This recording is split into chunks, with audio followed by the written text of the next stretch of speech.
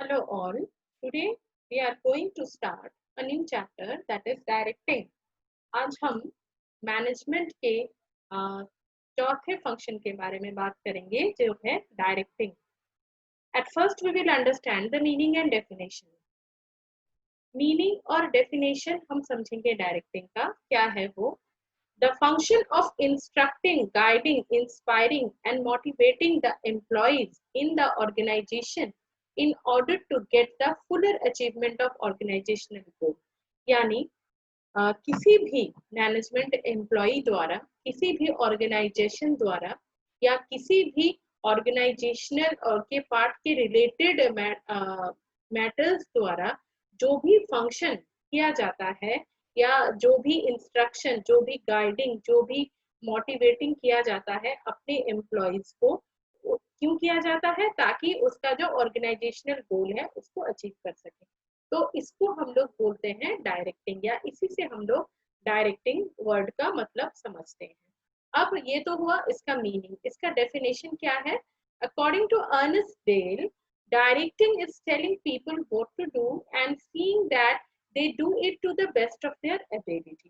That is, Ernest Dell thinks that directing एक ऐसा चीज है जिससे हम अपने सामने खड़े लोगों को या अपने एम्प्लॉइज को ये बता सकते हैं या ये समझा सकते हैं कि उनका एबिलिटी क्या है, उनमें क्षमता कितनी है, वो अपने उनको दिए गए काम को किस तरह से पूरा कर सकते हैं. तो जाहिर सी बात है कि अगर हम इसको और दूसरे वर्ड में समझने का प्रयास करें तो डायरेक्टिंग वो चीज है जो आपको डायरेक्ट करता है, यानी निर्देश देता है कि आप अपने काम को किस तरह से पूरा कर सकते हैं. ठीक है. Now next is your features. What are the features और characteristics of directing? The very first feature of directing is directing initiates action. Directing क्या देता है? Directing एक्शन को जन्म देता है या एक्शन को क्रिएट करता है. ठीक है. Next is your continuing function. Directing जो है आपका वो कंटिन्यूइंग फंक्शन है, यानी चलता रहता है और चलता रहता है. आप ऐसा नहीं बोल सकते हैं कि अगर हम एक बार किसी को निर्देश दे दिए या एक बार किसी को एक्शन बता दिए तो हम आराम से बैठ सकते हैं. ऐसा नहीं. जब तक आपके द्वारा दिए गए वर्क को या दिए गए टारगेट को अचीव नहीं कर पाते हैं तब तक आपका डायरेक्टिंग चलता रहता है. तीसरा पॉइंट है आपका directing takes place at every level.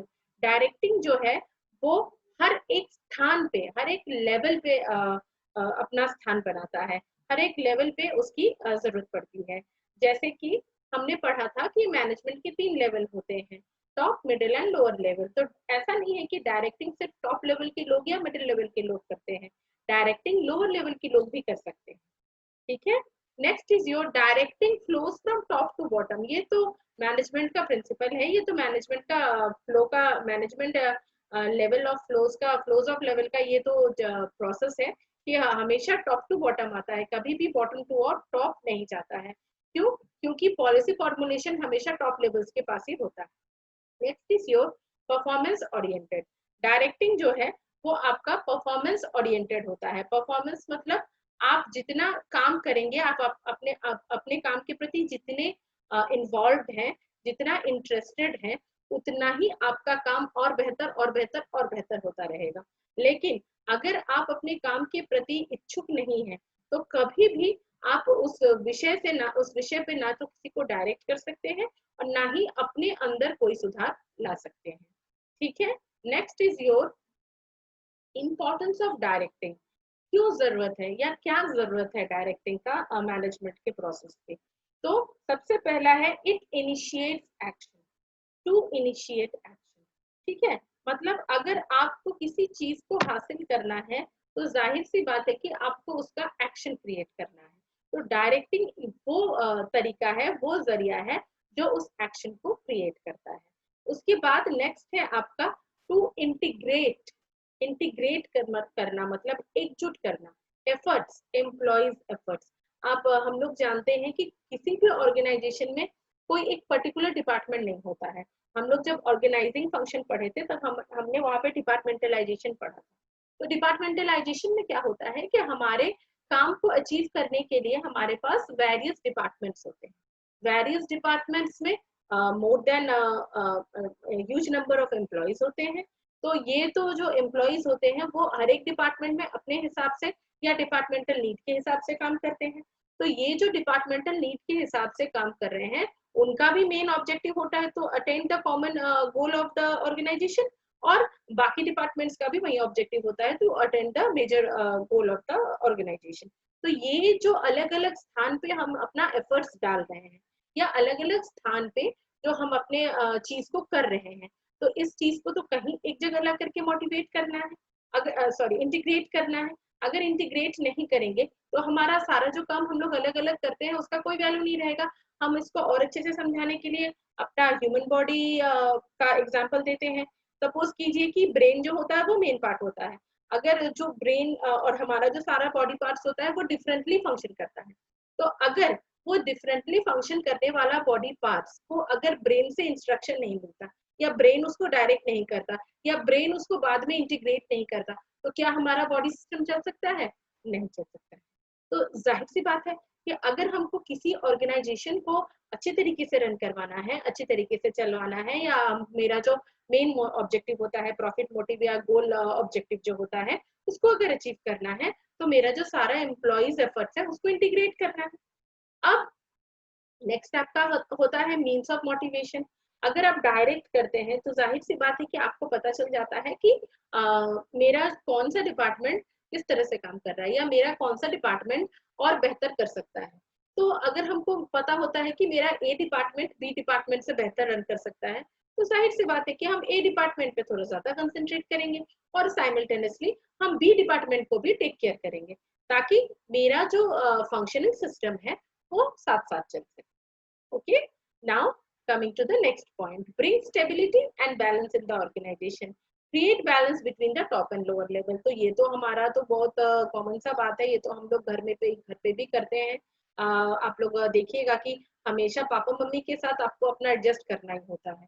तो this is the very common thing we do in our homes also. तो the same thing we follow in our organisations also. जो हमारा टॉप लेवल होता है, यानी जो निर्देश देने वाला होता है या जो पॉलिसी फॉर्मुलेटर होता है, उसको हमेशा लोअर लेवल के साथ बैलेंस क्रिएट करके चलना होता है। क्यों? क्योंकि जो पॉलिसी बनाते हैं वो पॉलिसी अचीव नहीं कर सकते। वो पॉलिसी इंप्लीमेंट कर सकते हैं लेकिन पॉलिसी को अचीव नहीं कर सकते हैं। यानी वो टारगेट फिक्स कर सकते हैं पर टारगेट को अचीव नहीं कर सकते हैं। तो जाहिर सी बात है कि जो टारगेट फिक्सर है उसको टारगेट अचीवर के साथ बैलेंस बनाना ही होता है। तो ये भी एक इम्पोर्टेंट एस्पेक्ट है डायरेक्टिंग का, जिसके कारण डायरेक्टिंग को फंक्शन ऑफ मैनेजमेंट में होना बहुत जरूरी है। Okay, next one is your to facilitate change. Change क्या है?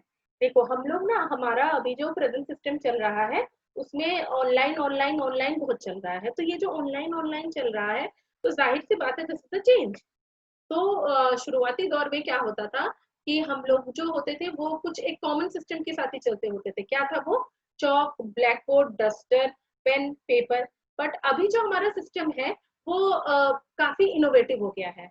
हम लोग अब pen, paper, chalk, duster, black board से बाहर भी सोच सकते हैं।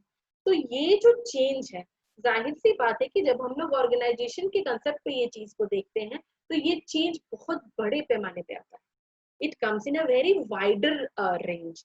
तो ये जो वाइडर रेंज वाला चेंज है, इसको हमको ज्यादा से ज्यादा इम्प्लीमेंट करना है in the convincing method for employees. क्यों? क्योंकि आप किसी भी चीज को, किसी भी, देखिएगा ये एक कॉमन सोच का विषय है। आप अगर कोई सा भी नया सा चीज अगर आप अटेम्प्ट करते हैं तो शुरू में आपको लगता है कि बाप रे, how would I do all this things, this is really very tough.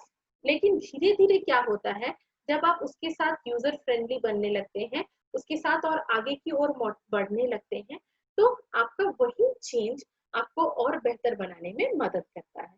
तो डायरेक्टिंग एक वो जरिया है जो आपको चेंज के साथ आगे बढ़ने में या चेंज के साथ कोप अप करने में या चेंज के साथ रिलेट करने में मदद करता है। ठीक है, the next part of our chapter is elements of directing. तो एलिमेंट्स ऑफ डायरेक्टिंग हमारे पास जनरली एलिमेंट्स हम लोग के पास तीन बेसिक एलिमेंट्स होते हैं, सुपरविजन, मोटिवेशन। तो हम लोग पहले आज सुपरविजन को देखते हैं कि सुपरविजन क्या होता है। there are four main elements of directing. They are supervision. सबसे पहले हम लोग सुपरविजन को देखते हैं. सुपरविजन लिटरल सेंस में सुपरविजन का मतलब क्या होता है? कॉम्बिनेशन ऑफ टू वर्ड्स होता है. Super means over and above and vision means seen. तो ये एक छोटा सा एग्जांपल हम आपको देते हैं. आप घर में पढ़ाई कर रहे हो, करते हो, तो उस वक्त आपको हमेशा ये डर होता रहता है कि पता नहीं मम्मी तो नहीं देख रही है, पता नहीं पापा तो नहीं देख रहे हैं. तो ये क्या है? ये जो चीज है जो आपके मम्मी पापा आपके ऊपर करते हैं, दिस इज सुपरविजन. तो यही चीज होता है कि अगर हम किसी ऑर्गेनाइजेशन के साथ इस चीज को करते हैं, अगर हम किसी ऑर्गेनाइजेशन में अपने दिए गए टारगेट को अचीव करने का प्रयास करते हैं, तो ये एक सुपरविजरी एक एटमॉस्फेयर क्रिएट किया जाता है. क्यों? ताकि जो भी आपके पास एम्प्लॉइज हैं उनके मन में ये एक सोच रहे, ये एटलीस्ट एक डर रहे, ये एटलीस्ट एक फियर रहे कि वो कम से कम 2 बार सोचे कि क्या पता हम जो कर रहे हैं क्या वो मेरे सुपरवाइजर देख रहे हैं, अगर देख रहे हैं तो पता नहीं इसका नतीजा क्या.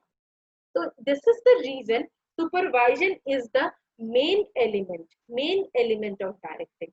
हम लोगों ने एलिमेंट शुरू करने से पहले 4 एलिमेंट में से सुपरविजन को ही पहले क्यों चुना? क्योंकि अगर हमको किसी को डायरेक्ट करना है, किसी को निर्देश देना है, तो सबसे पहले हमें उनकी एक्टिविटीज को देखना होगा. अगर हम उनकी एक्टिविटीज को देखते नहीं हैं, विजुअलाइज नहीं करते हैं, तो it is never ever possible you can direct them in proper.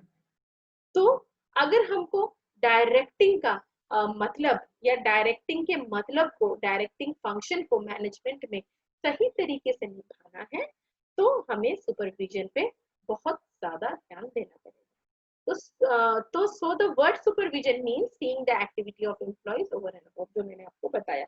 अब सुपरविजन का फीचर्स क्या है? सुपरविजन का सबसे पहला फीचर है आपका इंस्ट्रक्टिंग द एम्प्लॉइज, जो मैंने आपको अभी बताया कि अगर आप किसी के ऊपर अगर आप सुपरवाइज करते हैं, यानी आप किसी को देखते हैं, उसके एक्टिविटीज को जज करते हैं, उसके एक्टिविटीज को एनालाइज करते हैं, उसके एक्टिविटीज को मेजर करते हैं, तभी आप उसको ये बता सकते हैं कि what is the next best alternative. अगर आप किसी के एक्टिविटीज को मेजर कर ही नहीं रहे हैं, आप आराम से बैठे हुए हो, वो अपना काम कर रहा है, how would you direct the person then? ये तो this is certainly not possible. तो इस पर्टिकुलर चीज के लिए, इस पर्टिकुलर डायरेक्शन के लिए ये बहुत ज्यादा जरूरी है कि इस इंस्ट्रक्शन के लिए बहुत ज्यादा जरूरी है कि आपको एक एफिशिएंट सुपरवाइजर बनना हो. Okay. Next is guiding the employees. Though the both is of the same meaning. If you are instructing the employees, that means you are guiding the employees only. And the last one is linking pin between workers and middle level. ये जो supervisor होते हैं, ये managers और एकदम top level, lower level के जो लोग होते हैं, एम्प्लॉइज या वर्कर्स, उनके लिंकिंग पिन होते हैं. लिंकिंग पिन मतलब क्या होता है? जैसे कि अगर आपके वर्कर्स को कोई प्रॉब्लम है, तो उसका सारा प्रॉब्लम आपको शेयर करना होता है. किसके साथ शेयर करना होता है? To the immediate boss, that is the managers. Okay. तो ये जो सुपरवाइजर्स होते हैं, इनका मेन काम होता है वर्कर्स के प्रॉब्लम को वहां पे अपने अपने सब सीनियर को कन्वे करना. Okay. So today we will deal till this part of our chapter, because this is a very big chapter. So one only supervision we will do till today, and in our next class we will deal with motivation and other things. Hope you are liking my video. Hope you are enjoying. So if you are liking, please share, please like, share and subscribe my channel.